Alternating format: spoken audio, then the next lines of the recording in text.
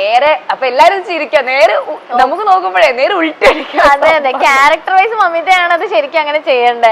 നമ്മളങ്ങനെ ഉൾട്ടടിച്ച് അങ്ങനെയാണ് നമ്മൾ റിയൽ ലൈഫിലും നേരെ ഉൾട്ട കഥാപാത്രങ്ങൾ. Okay. Hello! Start a SmileyTrips.com franchise at just $1 lakh. Contact SmileyTrips.com now.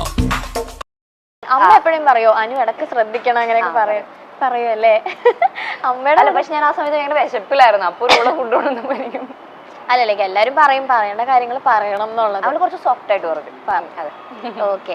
ഇനി കമ്മിങ് ടു മൈക്ക്, ഞാൻ കുറച്ച് നാൾ മുന്നെയാണ് ആ മൂവി കണ്ടത്. എനിക്കും ഒരു ഗ്യാപ്പിന്റെ ഇടയിൽ ഞാൻ OTT വന്നപ്പോഴാണ് ആ സിനിമ ഇരുന്ന് കണ്ടത്.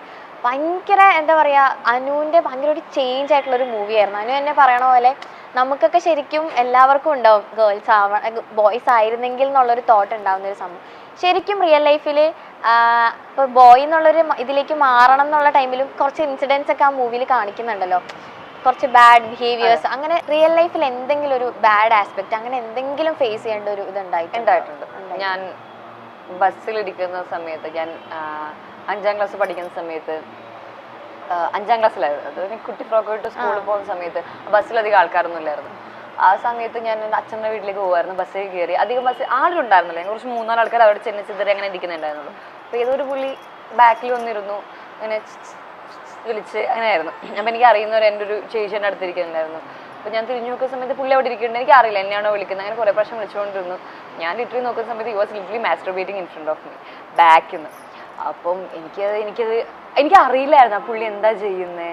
അല്ലെങ്കിൽ എനിക്ക് എൻ്റെ അമ്മ എനിക്ക് പറഞ്ഞിട്ടുണ്ട് ഗുഡ് ടച്ച് എന്താ ബാഡ് ടച്ച് എന്താണെന്നൊക്കെ എനിക്ക് പറഞ്ഞിട്ടുണ്ട്. ബട്ട് ഇങ്ങനെ ഒരാൾ ഇങ്ങനെയൊക്കെ ചെയ്തിട്ട് ആൾക്കാർ അതിലൊരു സൂം കണ്ടുപിടിക്കുന്നത് എനിക്ക് അറിയില്ല, അറിയില്ലായിരുന്നു. അപ്പം ഞാൻ അത് കണ്ട് ഞാൻ കുറച്ച് സമയം ഇങ്ങനെ നിന്ന്, ഞാനിങ്ങനെ എൻ്റെ അപ്പുറത്തേക്ക് ചേച്ചിയോട് ഞാൻ പറഞ്ഞു ഇങ്ങനെ പറയുന്നുണ്ട്. അപ്പം അതിൻ്റെ ചേച്ചി എഴുന്നേറ്റു. അപ്പം തന്നെ പുള്ളി പോയി. അതെനിക്ക് ഭയങ്കര എനിക്കിപ്പോഴും അല്ലെങ്കിൽ ഭയങ്കര ഒരു ഇതായിരുന്നു. ഞാൻ 5ാം ക്ലാസ്സിലായിരുന്നു. അത് അങ്ങനെ ഒരു കുട്ടിയുടെ അടുത്ത് പോയിട്ട്, അപ്പം ആ ഒരു ഫാമിലി ഉണ്ടായിട്ടെങ്കിൽ ആ വീട്ടിലൊരു അവസ്ഥ, അല്ലെങ്കിൽ അവരുടെ ചുറ്റുപാടുള്ള പെൺകുട്ടികളുടെ അവസ്ഥ, അങ്ങനെ എത്ര പെൺകുട്ടികൾ അങ്ങനെ പോയിട്ടാകും. എനിക്ക് ഭയങ്കര ഡിസ്റ്റർബിങ് ആയിട്ടുള്ളൊരു കാര്യമായിരുന്നു അത്. എനിക്കിപ്പോൾ അത് ആലോചിക്കുമ്പോഴും, ആ വ്യക്തിയുടെ ചുറ്റുമുള്ള ആൾക്കാരെ പറ്റി ആലോചിക്കുമ്പോഴും, ആ വ്യക്തിയെ പോലുള്ള ആൾക്കാരെ പറ്റി ആലോചിക്കുമ്പോഴും എനിക്ക് തോന്നുന്നു കുറേ പെണ്ണുങ്ങൾക്ക് ഇതുപോലെ ഈ ബസ്സിലൊക്കെ തന്നെ ഒരുപാട് എനിക്ക് വരെ ഉണ്ടായിട്ടുണ്ട്, ബസ്സിൽ കയറിയിട്ടുള്ള ഓരോ ഇൻസിഡൻസ് ഒക്കെ. ഓക്കെ. ഇപ്പൊ വലുതായി കഴിഞ്ഞിട്ട് അതുപോലെ എന്തെങ്കിലും ഫേസ് ചെയ്യേണ്ടി വന്നിട്ടുണ്ടോ? വലുതായി കഴിഞ്ഞിട്ട് ഇല്ല. വലുതായി കഴിഞ്ഞാൽ ഞാൻ ഇപ്പൊ എനിക്ക് അങ്ങനെ ഉണ്ടായിട്ടില്ല. എനിക്ക് കിട്ടും നല്ല അതെന്തായി എനിക്ക് എന്താ പറയാ തിരിച്ചറിയാമല്ലോ, അതായത് എന്താണ് അവർ ചെയ്യുന്നത് മനസ്സിലാക്കാനുള്ള ഒരു ഇതുണ്ട്, പറയാനുള്ള ശേഷിയുണ്ട്. ഓക്കെ. ഇപ്പൊ അനുവിന്റെ റീസെന്റ് ഇപ്പൊ എവിടെ പോയാലും ജസ്റ്റ് ഒന്ന് പുറത്തേക്ക് ഇറങ്ങിയ പോലും എനിക്ക് തോന്നുന്നു അനുവിന്റെ വീഡിയോസ് എല്ലാം സോഷ്യൽ മീഡിയയിൽ വൈറലായിക്കൊണ്ടിരിക്കുകയാണ്.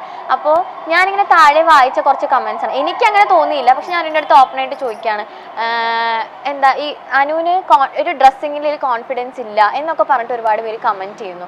ഞാൻ ശരിക്കും ചോദിക്കാം, അനുവിന് അങ്ങനെ ഉണ്ടായിരുന്നു? എനിക്ക് തോന്നുന്നു ആളുകൾ അങ്ങനെ ചിന്തിക്കുന്ന, ക്യാമറ വരുമ്പോൾ അനു ഇങ്ങനെ നിൽക്കുന്നു, കാരണം അവർ കാണുന്ന ഒരു വിഷ്വൽ എന്ന് വെച്ചാൽ അവിടെ ഞാൻ ഇരിക്കുന്നു, ഒരു ക്യാമറ വെക്കുന്നു. പക്ഷെ അങ്ങനെയല്ല, അവിടെ ഇരിക്കുമ്പോൾ ഒരുപാട് ക്യാമറ ചുറ്റുമുണ്ട്. അപ്പൊ നമ്മൾക്ക് എന്ത് ചെയ്യണം, ഇങ്ങനെ ചെയ്യണോ അങ്ങനെ ചെയ്യണം, നമ്മളൊന്നും നമുക്ക് മനസ്സിലാവില്ല.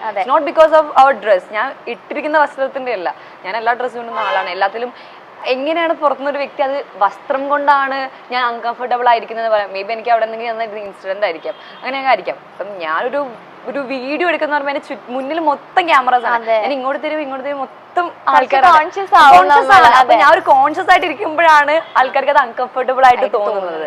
അതാണ് അത്. ഞാൻ ഒരിക്കലും ഞാൻ ഇടുന്ന വസ്ത്രം തന്നെയല്ല, ഞാൻ ഈ കംഫർട്ടായ വസ്ത്രം മാത്രമേ ഞാൻ ഇടാറുള്ളൂ. ഞാനിപ്പോ പുറത്തു പോകുമ്പോഴായാലും നമുക്ക് കംഫർട്ടബിൾ അല്ലെങ്കിൽ നമ്മൾ അതിട്ട് പുറത്തെന്തായാലും, അതിപ്പം കംഫർട്ടബിൾ അല്ലെങ്കിൽ നമുക്ക് ചിലവരിടേണ്ട സിറ്റുവേഷൻ, അതായത് നമുക്കിപ്പോ ചില വസ്ത്രങ്ങള് they look good but comfortable അല്ല. അപ്പം ചില നമ്മളിപ്പോ ഭയങ്കര വലിയ ഹെവി ഡ്രസ്സൊക്കെ നമുക്ക് കംഫർട്ടബിൾ ആവണമെന്നില്ല. അപ്പൊ അങ്ങനെ ഇടാറുണ്ട്. പക്ഷെ എനിക്ക് ഒരു ഇവന്റ് ഇരിക്കുമ്പോൾ എനിക്കത് കംഫർട്ടായിട്ട് ഇരിക്കണം എന്ന് എനിക്കുണ്ട്. അപ്പൊ അതുകൊണ്ട് ഞാൻ കംഫർട്ടബിൾ ആയ ഡ്രസ്സ് മാത്രമേ ഇടാറുള്ളൂ.